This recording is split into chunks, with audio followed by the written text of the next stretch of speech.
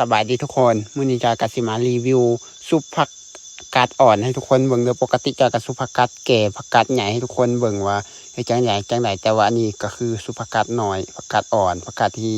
หากระปูกันแล้วมันก็ออกมาใหม่ๆแหมปกติจอยก็บ่เคยรีวิวแบบผักกาดอ่อนจังซี่ให้ทุกคนเบิ่งหรอกแต่ว่ามื้อนี้จอยก็ได้มีโอกาสแบบมาตัดคลิปที่จอยถ่ายไว้ก่อนหน้านี้แต่ว่าบ่ได้ตัดลงแล้วก็ให้ทุกคนเบิ่งว่าซุปผักกาดอ่อนของจอยเฮ็ดแนวใดแดซึ่งมื้อนี้จอยก็แม่ของจอยก็ตัดผักกาดอ่อนมาให้จอยว่าให้ซุปกินสวยอยู่นาบ่มีหยังกินแล้วแม่ก็ไปตัดผักกาดมาไปลกผักกาดมาดอกลกมาแล้วก็มาซ้อมเอากกมันเด้เฮาสิซุปกินสวยนี่ทุกคนเพราะว่าบ่มีอันเดอร์กินมื้อสวยก็สิแบบนี้ล่ะแนวกินเพราะอยู่บ้านเฮาแบบมักกินแต่ผักมาก็สิได้ผักแบบนี้ซึ่งผักนี้แม่จอยก็ลกมามันแม่จอยบอกว่ามันออกหลายพวกสิลกเอาไปกินอยู่เฮือนแน่ว่าซั่นเราก็เลยเอามาเรามาให้จอยเอาซุปกินสวยแต่แม่จอยก็ซ้อมต่อจอยกลับไปล้างผักหลังจากได้ผักมาพอแล้วก็คือจะต้องไปล้างทุกคนล้างก็คือจะเป็นน้ำห่วยแบบนี้เลยน้ำก็คือกินก็ได้อาบก็ได้อย่างใดทุกอย่างเลยอันนี้คือน้ำที่เอาไปต่ออยู่ในห่วยภูเขาสูงพุ่นนะปล่อยอยู่วันเถียงนาเฮาได้ทุกคนอันนี้ก็คือล้างมาแล้วแหละต่อมาจะกระดังไฟเกี่ยมสิต้มผักซุปเด้ก็คือดังไฟเข้าไปไฟเขาต่อไฟเอาไปใส่เคียงจังซี่เด้ทุกคนเวลาดังไฟก็คือแบบนี้เลยสำหรับจอยดังไฟแล้วก็เอาหมอมาเกี่ยมขางหมอที่เห็นทาง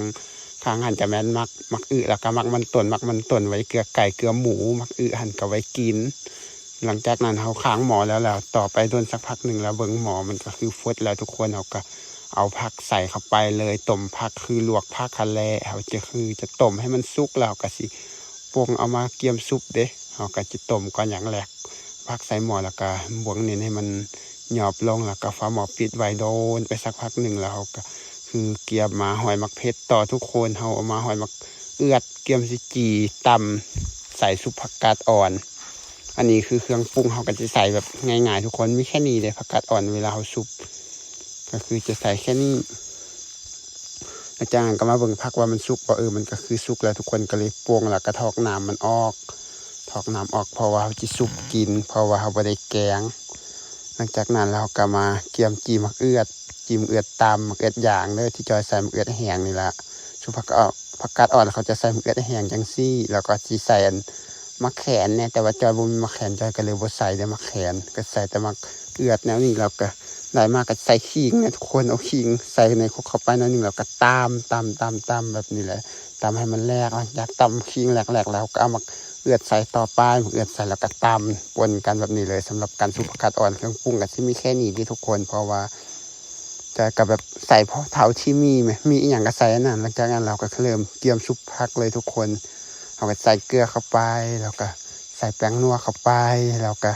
ใส่เครื่องปรุงแถวตำเมื่อกี้หันจะเป็นขิงแล้วก็มักเพชรแห้งนี่ทุกคนแล้วก็แล้วไม่แค่นี้แหละเครื่องปรุงของจอยที่จอยเกี่ยมซุปผักมื้อนี้ก็ซุปเข้าไปเลยทุกคนก็สิแบบนี้เด้อนี่คือการซุปผักของจอยก็สิแบบนี้ง่ายๆแล้วก็ซีมเบิ่งว่ามันจอบหรือบ่จอบ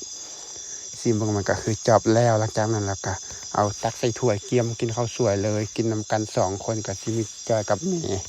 เพราะว่ามาหน้ามื้อนี้ก็มีแต่2คนก็มาเกี่ยมกินข้าวแบบนี้มาได้ทุกคนกินข้าวนำกันแล้วใจกับแม่ก็กินข้าวกันแบบนี้เลยทุกคนอันนี้คือการเฮ็ดแนวกินผู้ใดอยากอันเฮ็ดตามก็สามารถเบิ่งคลิปที่จอยเอาถ่ายลงให้เบิ่งแบบนี้แล้วก็ไปเฮ็ดตามได้แซ่บบ่แซ่บก็ขึ้นกับเฮาคันเฮามักแนวใดมันก็แซ่บแนวนั้นคันเฮาบ่มักเฮาก็สิว่าบ่แซ่บของกินมันขึ้นกับผู้มักที่ว่าแหละความฮักก็ขึ้นกับเฮาถ้าเฮามักแนวใดก็แนวนั้นของกินก็คือกันทุกอย่างมันก็ขึ้นกับเฮาทุกอย่างเลยคันเฮามักมันก็คือดีเฮามักมันก็คือแซ่บประมาณนั้นแล้วผู้ใดอยากเฮ็ดตามก็ไปเฮ็ดตามได้เลยสำหรับคลิปตัวนี้จอยสิขอจบสำนี้แล้วพบกันใหม่คลิปหน้าเด้อทุกคนวันละก็ไปบ๊ายบาย